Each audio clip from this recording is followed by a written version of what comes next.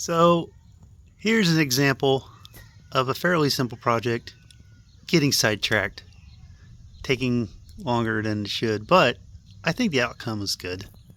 So what we've got here is our second engine for the CEL Racing E36, and the project is basically take that engine and put it in that car. I got to pull that engine out because we had some problems with a cylinder down, and then we're going to put this engine in, which has been repaired and hopefully is ready to go. So fairly simple project. Probably should take 3 people. We know we can do it in about an hour. One person, I don't know, we'll say 3-hour job maybe.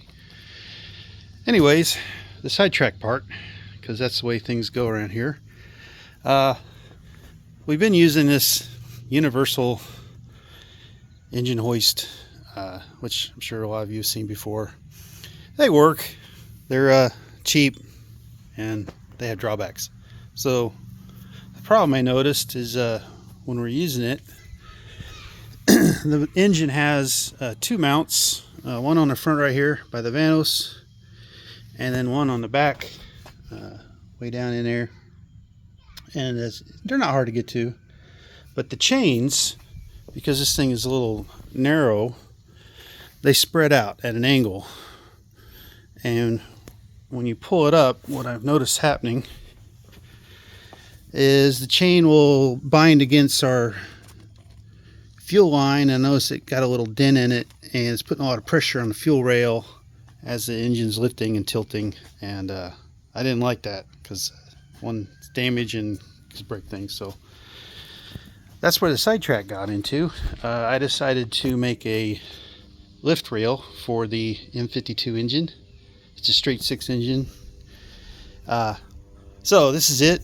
I spent way too much time doing it, but hopefully it's going to work well. So basically it's solid. Got a lift point with a couple adjustments, and should lift the engine up and not cause the issue we had before, and it should be a little more stable because of the chains.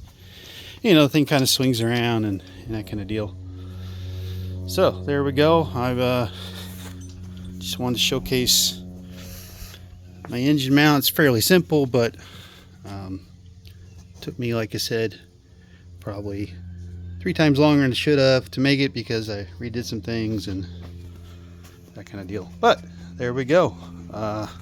And if you hadn't seen it before, this is my spare engine stand we made, and holds the engine transmission.